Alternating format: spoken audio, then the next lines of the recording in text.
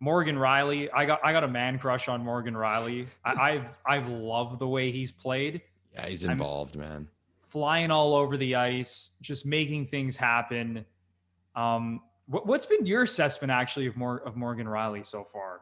Riley's been what I expected. Like he's just consistently very good.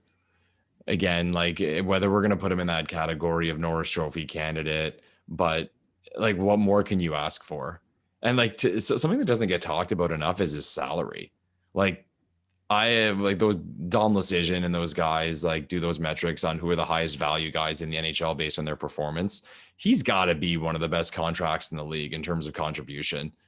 Like, man, I don't know what this team would do without Morgan Rielly. Like that's a topic on its own. We can talk for 3 hours about that. What would this team do without him playing those minutes?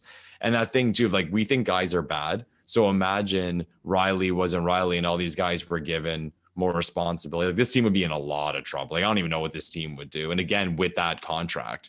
So that we talk about these guys we have at the top, like the Matthews, the Mariners, Nylanders, Tavares, and having them locked into their deals and a timeline. And I hate talking about windows, but this window gets circled of this team and when they can achieve success. We might look back to when Morgan Rielly leaves or when he gets re-signed for whatever he's going to be worth and say that was our window, having Morgan Rielly at his current salary, because his performance is like, just again, consistently good. The way he rushes the puck, the way he holds the puck, the way he sends the puck up the ice to the forwards. He's an asset all the time, every game. And again, back to the thing that's most impressive about him is that you can always rely on him. And that's it. And again, you nailed it with Rielly, and especially with his contract situation, because that dude is going to get paid. Oh man, he's going to get paid large. And I think that's going to create even more headaches for this Leafs team. I'm surprised it's not getting talked about more, man. Like that's in terms of the salary cap situation. And it's like you said, you take Morgan Rielly off this blue line. I mean, it's a disaster because there is not a single player on this Leafs blue line who can play the role that he plays. Right. Now, I'm still very optimistic about Mikko Lehtonen, even though we haven't seen him yet. And I think he has a lot. You like Lehtonen, right, Bruno? Oh, I'm the captain of the Mikko Lehtonen fan club, even though he hasn't played a single. He hasn't played a game yet. He hasn't played a single second Leafs for Nation. the Maple Leafs. Yeah. Hashtag Leafs Nation. Bruno's got the jersey hanging on the wall. He hasn't played a game yet. Oh man, but I mean that's one guy that maybe comes to mind who can do the same things in terms of play in the same situations, run the top power play. But for example, I can't see TJ Brody doing the things Rielly does. Jake Muzzin can't do that. Justin Hall can't do that. They're all essentially knockoffs offensively of what Morgan Rielly can provide this team. Yeah. And yeah, that's going to be one hell of a situation once he becomes an unrestricted free agent. I mean, who knows if it gets to that point, maybe they re-sign him before he tests the open market. Who knows how that's going to play out, but I don't know. I actually thought, and this is a whole separate discussion, but I thought the world was going to be shocked and I thought Rielly was going to be named captain. Like that whole discussion. I mean, people were debating Tavares versus Matthews. I thought, man, I'm like, it's going to be Rielly.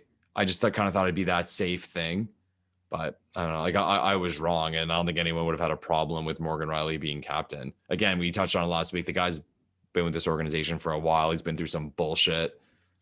I don't know. I mean, again, I was wrong and it's a moot point now, but I was hoping / thinking he was going to be captain. I like this. Let's stick on this captain conversation for a second because I thought it was very interesting. And again, I mean, this is in the past, but it also affects this team moving forward. And I think we should talk about it. I wasn't too surprised that they named Tavares the captain. And I think that Babcock probably had a big say in that. Okay. But I do think that Morgan Rielly, to a certain extent, was pissed off about this because really he's been here through thick and thin. He's essentially the longest tenured Leaf at this point. And one thing I love about him is he's very vocal, whereas Tavares is more of a, he just kind of goes about his business. He's not really a vocal leader. And again, like Sundin wasn't a vocal leader, and we both love Matt Sundin. Yeah. But I there you go, right? Look on the wall behind Lepore for those watching on YouTube. I mean, damn, we could talk for days about Captain Mats, but yeah, I think Morgan Rielly really wanted to be the captain of this team. And the more that I kind of watch this team play and the more that I think about it and I see Morgan Rielly, talk to the media post game, the more I think, oh my God, this guy should have been the captain of the Toronto Maple Leafs. Yeah. So I was weird. I was weird on it because like Tavares was the safe choice. Let's call a spade. Like if it would have been Matthews, people would have said, "Oh, maybe he's too young." There was that whole incident in the off season that I don't want to talk about. Yeah, Captain Underpants. Oh incident. God, brutal. So there was that whole incident. So maybe if that played a role in it, because I remember Chris Johnson said a month or two before that Matthews was going to be captain. Like he was on. I was listening to him on a podcast, and he said Austin Matthews will be the captain of the Toronto Maple Leafs. And then John Tavares was named captain, and you're left to think maybe that whole incident affected it. But again, he was the safe choice. And I'll get your opinion on this. There was part of me that thought, and not even necessarily directly to do with the FNUF thing, but is it a bad idea for the captain of the Toronto Maple Leafs to be a defenseman?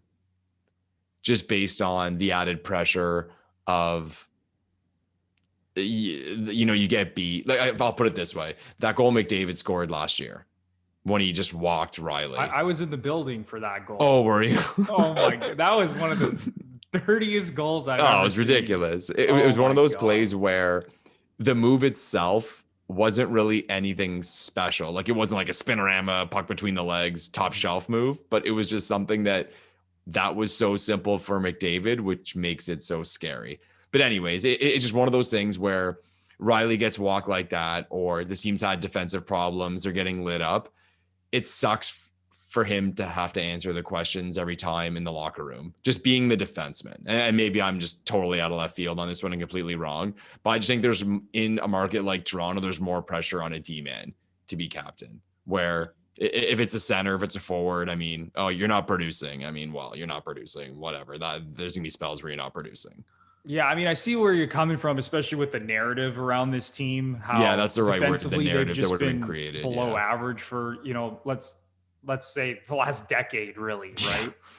I mean, it's felt like longer than that, but yeah, I mean, I can see that a little bit.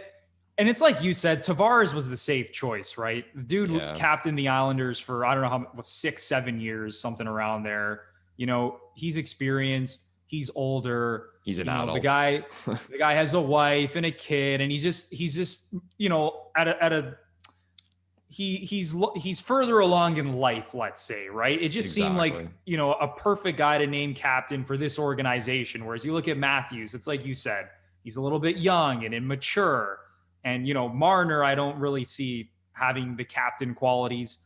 But yeah, I mean, I think that might be a conversation that comes up depending on how this team plays. And again, whoever the captain of this team isn't really a big deal in the grand scheme of things, but it is something interesting to look back on and talk about as we continue to watch this team moving forward.